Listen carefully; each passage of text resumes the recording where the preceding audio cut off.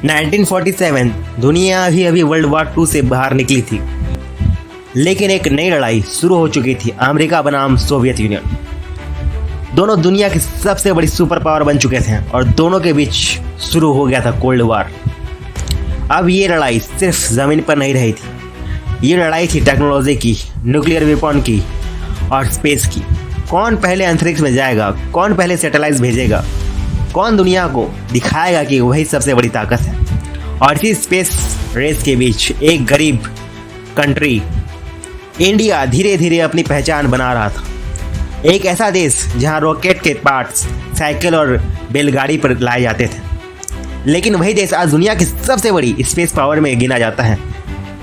कैसे शुरू हुआ इसरो, नासा से कितना आगे या पीछे है, और कैसे इंडिया दुनिया को सरप्राइज कर रहा है।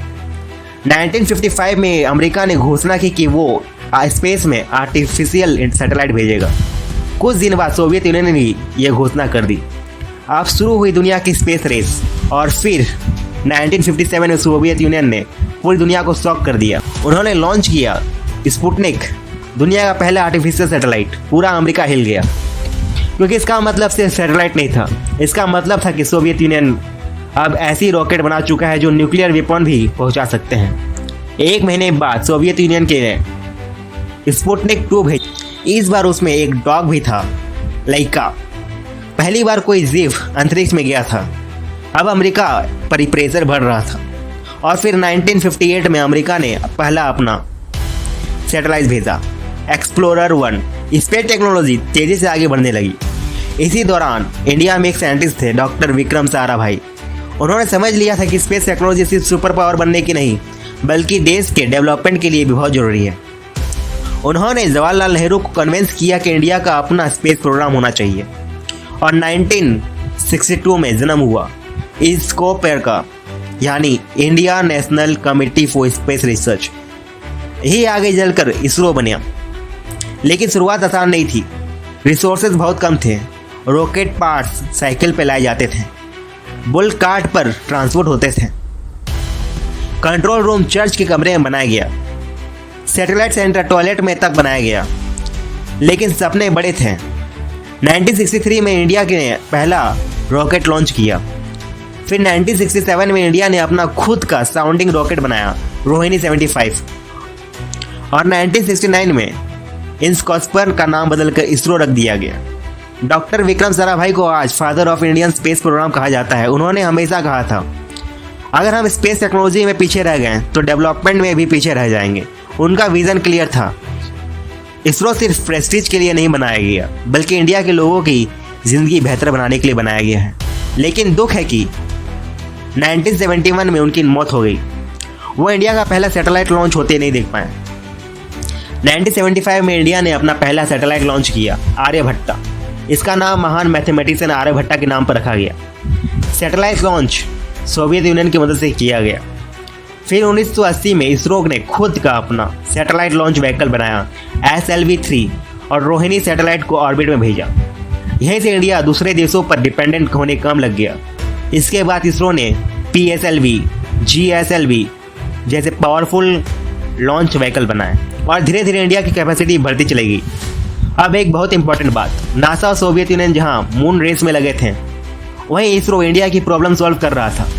Communication satellite, TV broadcasting, weather forecasting, cyclone warning, ये सब बनाया जा रहा था। यानी इसरो ने सीधे आम लोगों की जिंदगी पर असर डाला। 1984 में राकेश शर्मा अंतरिक्ष जाने वाले पहले इंडियन बने। उन्होंने सोवियत मिशन के बाद स्पेस ट्रेवल किया, और जब उनसे पूछा गया स्पेस में इंडिया कैसा दिखता है, तो उन्होंने जवाब दिया, सारे जहां से अच्छा हिंदुस्तान हमारा।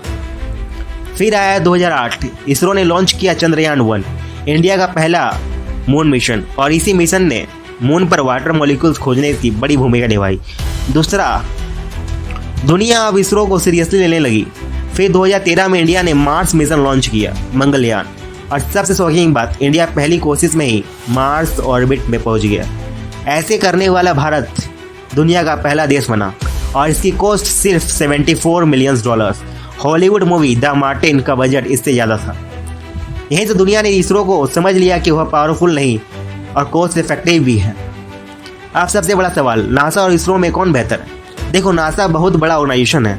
नासा ने मून लैंडिंग की, मार्स रोवर भेजे, जेम्स वेब टेलीस्कोप लॉन्च किया, इंटरनेशनल स्पेस स्टेशन बनाया और उसका बजट लगभग $24 बिलियन ईयरली है, जबकि इंडिया के पूरे डिपार्टमेंट ऑफ स्पेस का बजट ही करीब $1.7 बिलियन है।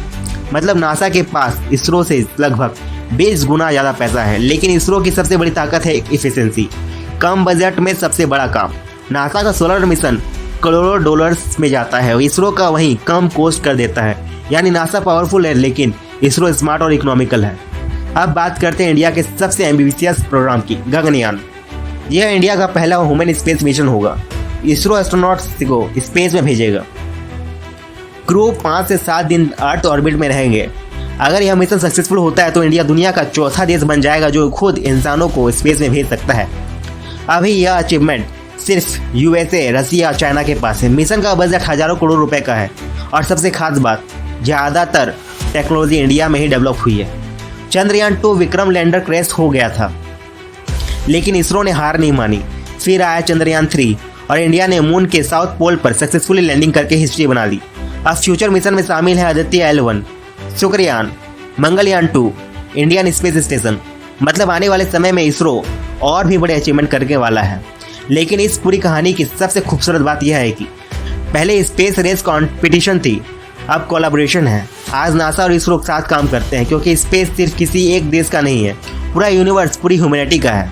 और इसरो की कहानी हमें यही सिखाती है, अगर विजन बड़ा हो तो लिमिटेड रिसोर्सेज भी हिस्ट्री बना सकते हैं। साइकिल से रॉकेट ले जाने वाला देश आज मून और मार्स तक पहुंच गया है।